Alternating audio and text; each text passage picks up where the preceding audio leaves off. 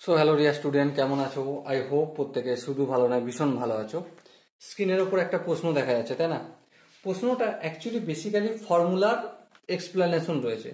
So ফর্মুলাটা কি বলা আছে দেখো, cos alpha into cos of 60 degree minus alpha into cos of 60 degree plus alpha equal to 1/4 cos 3 alpha.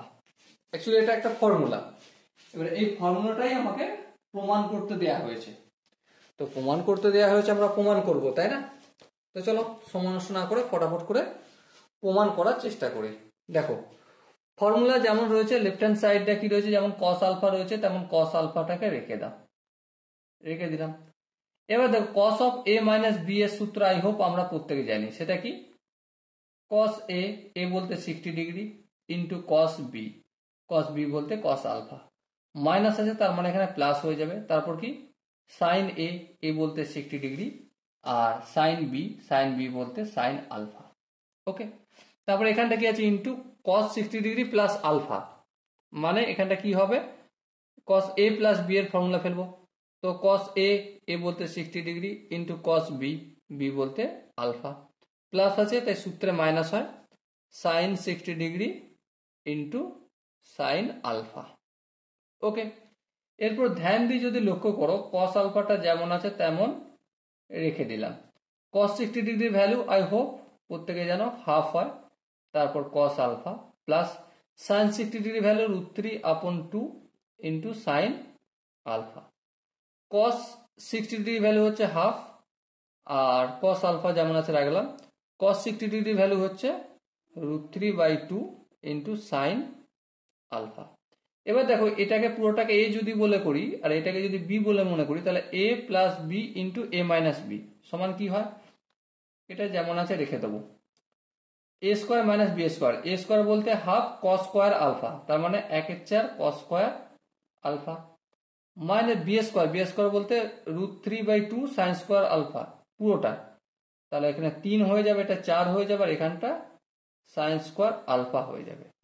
আমাদেরকে একটা কাজ করতে হবে, এখানে 1/4 হচ্ছে, এখানে 3/4, তাহলে নিচের 4টা কমন নেবো, মানে 1/4 কমন নিলাম, তারপর কস আলফা যেমন আছে তেমন থাকলো। এখানে 1/4 তো কমন নিয়েছি, তাহলে শুধু কস স্কোয়ার আলফা থাকবে -3, আর সাইন স্কোয়ার আলফার জায়গায় আমি একটা কাজ করব, কি কাজ, 1 minus cos square alpha convert করব। চলো করলাম। এর পরের স্টেপে দেখো 1/4 কস আলফা যেমন আছে তেমন থাকলো, এই কস স্কোয়ার আলফাটা আমি রেখে দিলাম, -3 সঙ্গে 1 গুণ করলে -3 মাইনাসে মাইনাসে প্লাস, 3 সঙ্গে কস স্কোয়ার আলফা গুণ করলে 3 কস স্কোয়ার আলফা। আর একটু যদি কাজ করি, 1/4 কস আলফা, এখানটা দেখো একটা কস স্কোয়ার আলফা আর এখানটা 3টে কস স্কোয়ার আলফা, অবভিয়াসলি 4টে কস স্কোয়ার আলফা -3। এরপর দেখো 1/4 কস আলফার সঙ্গে 4 কস স্কোয়ার আলফা যদি গুণ করি, সো কি হবে, 4 কস কিউ আলফা -3 কস আলফা।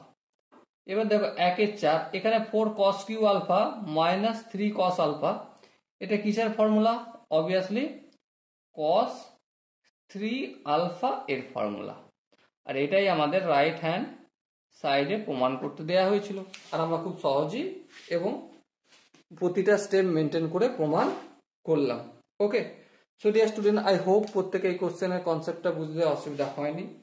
যদি কোনো জায়গায় ডাউট বলে মনে হয়, কনফিউশন থাকে, তো ছোট্ট কয়েকটা কাজ করতে হবে। কি কাজ, যেমন কমেন্ট সেশনে গিয়ে বলতে হবে যে কোন জায়গায় তোমার ডিসপিউট আছে, বুঝতে অসুবিধা রয়েছে। ওকে, সেই বেসিসে আরো ডিটেলসে ভিডিও বানিয়ে দেবো তোমার জন্য। ওকে, সো ডিয়ার স্টুডেন্ট, দেখা হচ্ছে নেক্সট ভিডিওতে। ততক্ষণ পর্যন্ত ভালো থেকো, সুস্থ থেকো এবং জয় হিন্দ।